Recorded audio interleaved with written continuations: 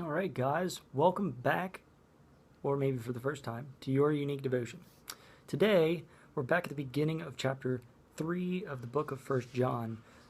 Yesterday, I actually read through the entire book, or the entire chapter 3, just to ingest. Today, we start with the breakdown for the God question, get a little devotion time in. So, this is entitled The Children of God. So, First John chapter 3, verses 1 through 3. Okay, here we go. And now, little children, abide in him, that when he appears we may have confidence and not be ashamed before him at his coming.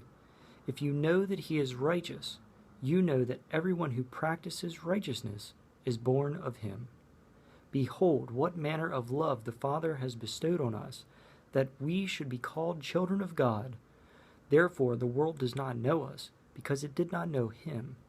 Beloved, now we are children of God, and it has not yet been revealed what we shall be, but we know that when he is revealed, we shall be like him, for we shall see him as he is. And everyone who has this hope in him purifies himself, just as he is pure. So that's the reading of the scripture for the day.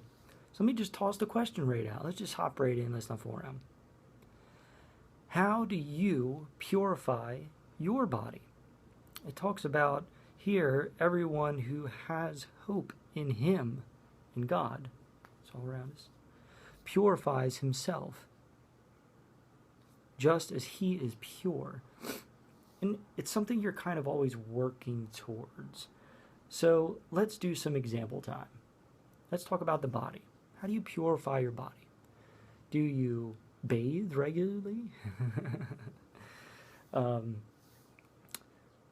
What about purifying the body in food? What are you putting into it?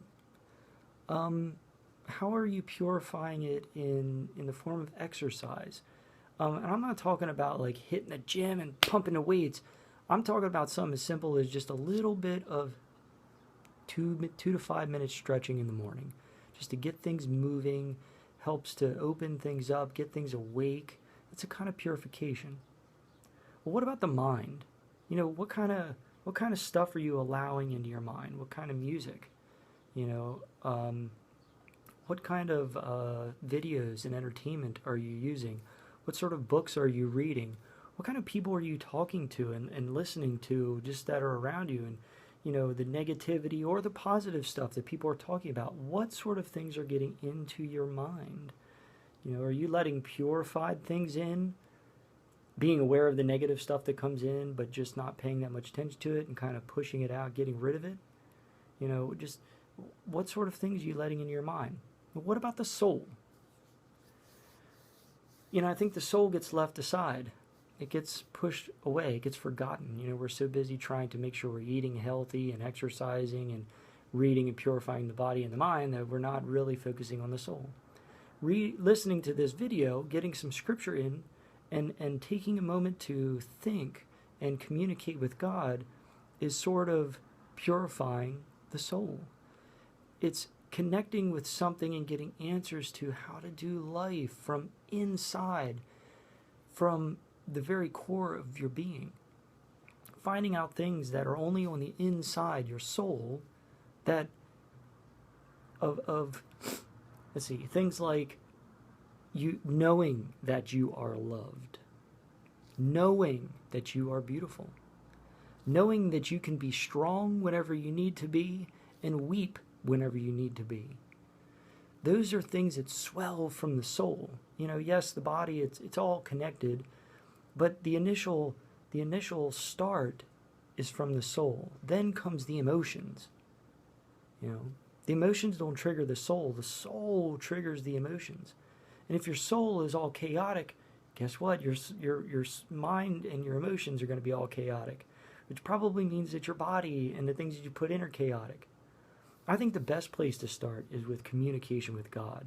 Because if you can start to communicate, short prayer, a little bit of prayer, just out loud talking, in your mind, quiet mind talking, communicating with God on a regular basis is going to help to just slowly purify the soul. And he's going to prompt you to maybe work on purifying the mind. And he's going to prompt you to probably work on purifying the body. But you can't purify the body and the mind and expect the soul to be clean.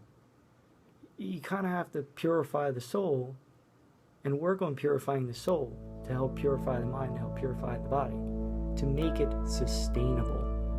You can do any one of those things all by itself, but sustaining it for a long time, for a life, is super difficult, and people often fail. Like dieting. If you don't have it in your soul that you want to live a healthier food lifestyle, it's only going to last for a short time. But when you put it in your soul, when you see that God is calling you, if he is calling you, I'm just using me as an example, he's calling you to purify yourself. It's not a diet anymore, it's a lifestyle change. That's forever. That's forever. It's not a diet, it's a lifestyle change. So there it is, just some examples of things: body, mind, soul, purifying. Maybe there's other things that you can think of, other examples in your life, hopefully that you've thought of, where you are purifying, or where you could purify a little bit more. On that note, just something to think about. I'm going to think about today, see if there's any areas that I can purify. I hope that God gives you all the blessings you deserve, and even more so all the blessings you don't deserve. Have a wonderful day. You know what? I'm not really doing very well at keeping these videos short, but I think that the information is super important, and I hope it hits you in your body, in your mind, and your soul. I'll see you tomorrow. Have a wonderful day.